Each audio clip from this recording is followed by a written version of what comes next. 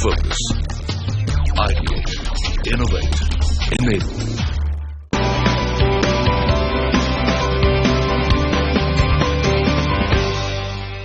Hello and welcome to the CNBC-TV18 camp, the last one of 2016, and we are in the beautiful scenic city of Bangalore. It's quite chilly as well, especially when you're coming in from Bombay, but 2016 could be called as a chilly year for the equity markets as well, especially considering how many surprising events we've seen, the Brexit, the US elections, etc. How have you read the last year? Yeah, Rima, the last camp, and as you said, it's a beautiful city, and we are at ITC Windsor, a beautiful location right now. I think 2016 was a good year because the market absorbed so many bad news this year: Brexit, US election. And the market for the year is actually flat, which is good news. The mid-cap index is up 8%, which is really good news, because if the mid-cap index is up 8% for the year, Rima, that means that if you got your stocks right, you would have made at least 20-30%. Look at some of the best mutual funds. They have beaten the index by a wide margin. And I think that's how equity market should be. It's a bottom-up stock picker's delight. My sense is that 2017 start would be same. Second half of 2017, you might have a big top-down rally as well. But for the next near term, of course, we'll have to maybe negotiate this patch. But we have, of course, a lot of experts here joining us in Investor Camp. So let's straight away go across to our first guest, Porunju Velayat, someone who's actually known to pick some of these good stocks, some of these outperforming stocks. We had a nice chat with him. Here's an excerpt of that chat. I am very bullish on Indian equities. I have been bullish all the last 26 years of my career. And I have been very much correct on my stand. Markets have been bullish in the last 26 years.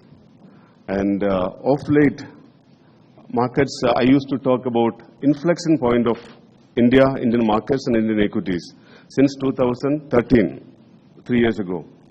And I think it's a beginning of a new bull market in this country. 2 months ago, I was talking, when I had tweeted about it, I was talking about a theme, e-governance companies in India.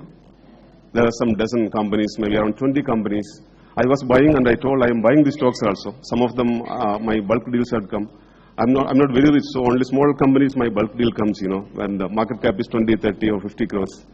So these companies were going through some challenges now, but these companies have gone up significantly. Most of them are at the all-time highs at this point of time. When I say e-governance, I'm also including the companies which will be having a major role to play in the what you call the cashless economy or less cash economy, whatever. And in those kind of circumstances, better governance, digitization, all these I'm including in that e-governance when I use that word. But there are some established good companies. Don't overexpose to one single company, because some of them will not even survive. They're like penny caps and kind of thing. 20 crores. 50 crores, 100 crores, some of them 200 and 300 crores market cap. Most of these companies I'm talking about. So some of them from 100 crores, they will go to 1,000 crores and 5,000 crores in the next 5 years' time. So India has thousands of small companies. A lot of them call them penny stocks, and you might have got advices from many academicians, scholars that never buy a penny stock. But I'm telling you, buy penny stocks in India. You will be surprised to see the amount of money Indian households will pump into Indian equities in the next 365 days. It will amaze you. It can be 20 billion, 30 billion, it can be $50 billion. That's the kind of money Indian households are capable of pumping into into equities. Only thing what they need is confidence. And it should be rational also. You cannot just buy because you have got money. You should be buying only value. There should be value left when you buy something. So that way, this is a very important point. SIP is a major game changer. None of you might have thought about it much seriously. And don't give so much importance to FIA buying or selling. A lot of people I know, they look at the FIA figure and they try to make a trend. See, only very few FIAs are genuine long-term investors. Everybody else, they are experts in monkey jumping. Recently, I had an experience. I'll tell you again. Please don't take this as a stock recommendation. Some of you might have noticed, somebody asked me also in the entrance, what about Sunil High Tech? So this, I never recommended this stock. So I bought, in my children's name and all, this is some 3 weeks ago, I bought it at 165 to 170. There was huge volume in this stock. It's a very large company, good infra company. with a decent balance sheet and, have huge order book positions. So I was surprised. The stock price was 450. That also had risen very fast. From 450, the promoters sold some shares. So the stock, everybody just threw away the shares up to 165. So that was a falling knife. So I got into my spot and I bought some at 165 to 170. Right. And my 2-3 my bulk deal name came, still the stock price was there only normally. Normally the stocks used to move up. Then today, as on yesterday, it went up by 95% in 3 weeks. So what does this do? This is not a once in a blue moon opportunity. I'm telling you, if you watch the market, this happens almost every week. Some company or other, on a temporary bad news, it goes down by 50%. And after 2-3 weeks, it goes up by 150%. Means it will be above the earlier high price. So this is another style of opportunity. So don't sell stocks for bad news. Don't buy stocks for good news. That's the summary. Thank you, Purinchu, for that. On that note, it's time for a very short break, but no market analysis is complete without talking about the technicals and the economics. So Sudarshan Sakhani and Shubhda Rao of Yes Bank join in next.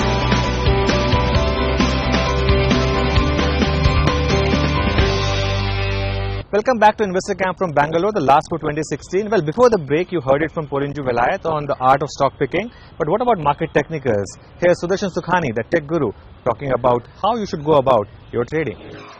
So the theme is catch the bull run, and there are 3 different ways in which you could actually participate in what I hope will be bull market for all times to come. The first way is something that you are familiar with. I just wanted to examine the 3 ways and then suggest the best method of participating in the up move that is likely to come in equities. The first easiest way is to become a day trader. So day trading is a full-time occupation. It requires high skills. Don't misunderstand. You leave your job one day and become a day trader and you lose a lot of money. The second way of participating in the market is something that is called swing trading. You take positions for 1 to 5 days. This is something that I do all the time. It's a high-skilled task, but it makes money. Primarily, if you are a swing trader, if you carry positions for a few days and you must trade in FNO, please be full-time and always trade with the intermediate trend. That's the basic theme. That brings me to the final method of participating in this market, and that's position trading. You buy equities. Now you don't dabble in futures and options. They are not meant for you. They are designed to take your money out of your pockets. There is an easy way to participate in this bull market without going through the bothers of day-to-day full-time trading, and that is to buy equities and hold them for a period of time. But primarily, you buy equities, and that requires a commitment in terms of your money. If you are not going to commit your money to this market, the market will not give you anything in return. There is nothing to invest in all the silly things that we do, except for equities. Fixed deposits is an essential part of your portfolio. You must have some money in reserve, which is available on call. But beyond that, completely go into equities. That is the way where outperformance will come in. Position trading allows you to buy equities with your money and stay with it for a long period of time. If you don't wait, if you don't suffer the ups and downs of an equity investment, you won't make money. No short selling. This is not a market that demands short selling. See, we talk about it every day because we are very short-term traders, but you don't have to be. That's my point really. Look, understand that short selling will not, in a market that's likely to go from 6,000 to 60,000 or wherever, who will make more money? The people who buy or the people who go short? I think the answer is so obvious that I don't even have to say it again. And now, of course, the difference in opinion comes. Buy only outperformers. And the falling knives don't come in my picture at all. And, I don't know how to catch falling knives. My view is that I would like to be in equities buying outperformers. The outperformers can be anywhere. They can be in small caps, they can be in mid caps, they can be in large caps. It's irrelevant. Participate in this equity revolution is going to be wonderful. Thank you, Sudarshan. But let's find out what the macro setup is for 2017 and is it going to be supportive for global equities? Hear it out from Shubhda Rao, the chief economist at Yes Bank. A very brief comment on what 2016 was. It was the year of expect the unexpected. Starting with a two key global developments, that of Brexit, nobody expected it, and the president-elect now, Trump, nobody expected him. So globally, we had the two most unexpected events. And domestically, we had the most unexpected event, closing the year, that of demonetization. So quite clearly, 2016 was the most eventful year, and as is getting reflected, it was a mixed performance in the global equity markets, completely reflecting what was going on in the minds of investors across the globe. This was obviously because there were too many episodes of volatility and uncertainty. The global growth was subdued. It continued to remain subdued. And that is the reason why even, think tanks and global institutions like IMF, World Bank, ADB, everyone had been, correcting their growth forecasts downward. That is because the world was still an uncertain environment, and that is the reason why, they were slightly more cautious. Going into 2017, there are amazingly fascinating themes that we should be looking at. What are these themes? Of course, I'll come to the US economy later, but what are these themes that we are looking at 2017? Search for growth, we will continue to search for growth, because that is something that has remained relatively elusive. The second theme would be that a lot of developed markets are going to transition from struggling to get to 2% inflation, that is disinflation and deflation, to the story of reflation. So US, for instance, is going to lead the pack. The third is that have the central banks done and over with in trying to support and trigger growth? Perhaps the global wisdom is pointing towards that now the role is going to be more of the governments across the globe to spur spending, to spur productive spending, to bring solid fundamentals back in shape so that every person across the globe is more, instead of being tentative, is more certain about the domestic and their respective domestic growth fundamentals. In all this heightened environment of volatility, what waits upon us, the next turn round the corner, why are we still talking that India is the place to invest in? Indian equity markets still are going to be the game, are going to be the main story world over. Obviously, over the last few years, if you've been tracking, India has always enjoyed growth premium. The world has been growing at somewhere between 2 and 3. India has been growing at close to 7%, give or take 50 basis points. I say take 50 basis points because perhaps this year, demonetization will have a near-term impact on growth. But clearly, in terms of growth premium, India versus the rest of the world, India still enjoys a solid growth premium, and that spells the story of why Indian equities will continue to remain attractive. A very quick summary of what will be the short term and what will be the medium term. Short term, of course, e-commerce banks have been, when I say short term, when all the liquidity comes back into the banks. IT pharma, demonetization hasn't affected. The very near-term impact, obviously, as I said, is on consumption story. Gold, consumer durables, real estate, mining, and I have listed it out. The medium-term story, if you look at only the negative, I think gold is going to be a negative. Why do I not put real estate in a negative story? Because as Purinju and Sudarshan, I think, also spoke of, that genuine buyers will be back in the market, looking at the prices having seen some correction, and you'll have genuine demand in real estate. However, as an economist, I cannot end without putting out some risks. We need to look at what the actual implementation of Brexit looks like, the geopolitical risks. Less gets quantified about it, but we cannot ignore them. Geopolitical risks are there. As I said, monetary policy interplay with the fiscal stimulus is going to be an interesting story to watch out for in the US. China it grew well, contrary to expectations in 2016. But now the worry is more on how the growth was funded in terms of debt, funding the growth, overhang of debt. But these are the kind of risks. They may not play out, but these are the risks we need to be cognizant of. And more importantly, Is India positioned well enough? In our opinion, I think reforms, the ongoing reforms and the macroeconomic story position India to stand well, to be resilient and withstand whatever the global shocks that come our way. Okay, thanks Shubhda for that. So we got you market fundamentals, market technicals and the macros. We'll take a break, and when we come back, the most fun part of Investor Camp, the audience Q&A.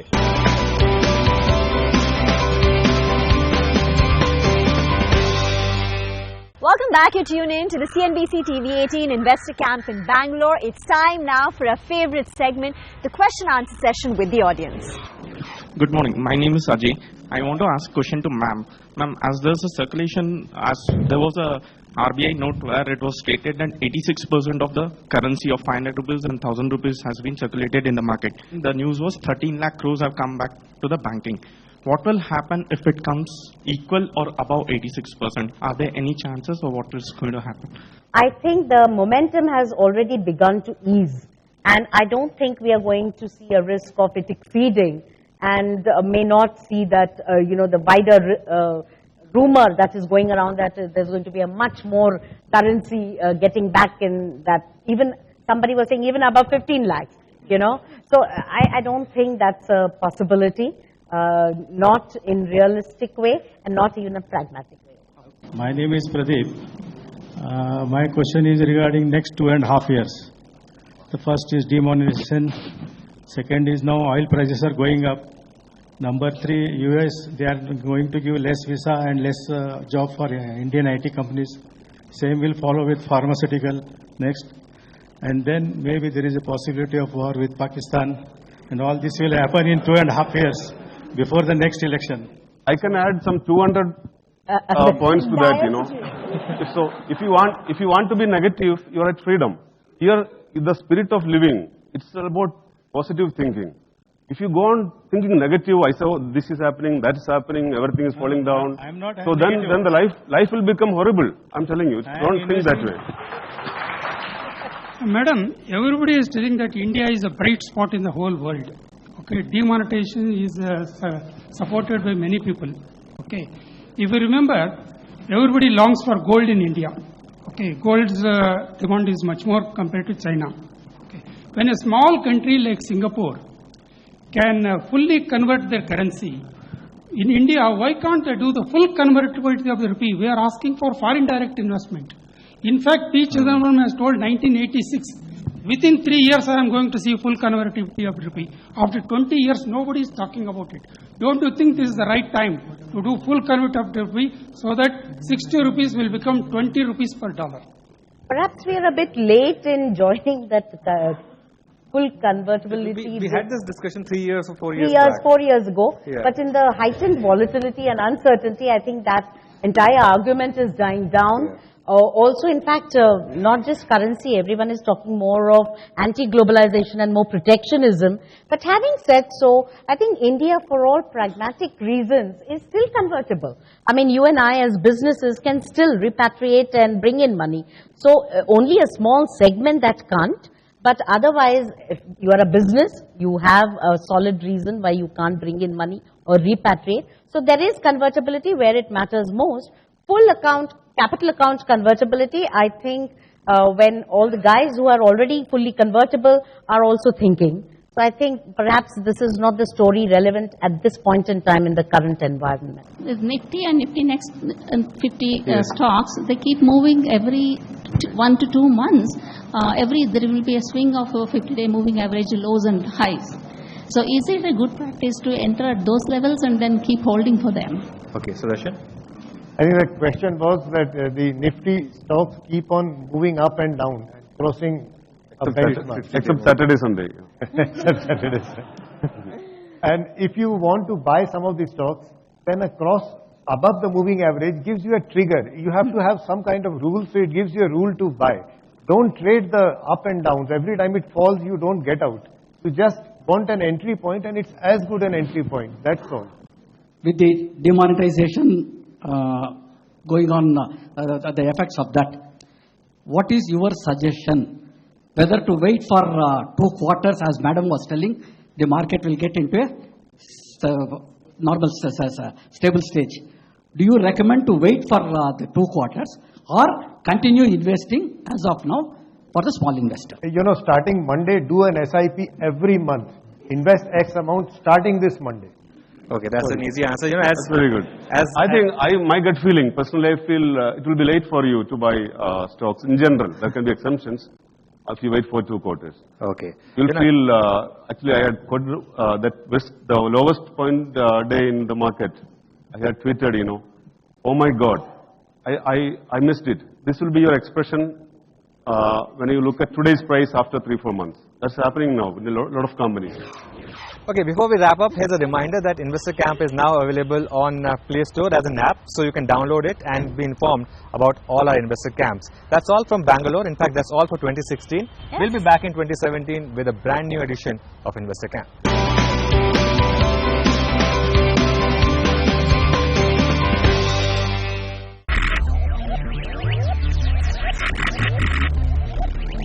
Focus. Ideate. Innovate. Enable.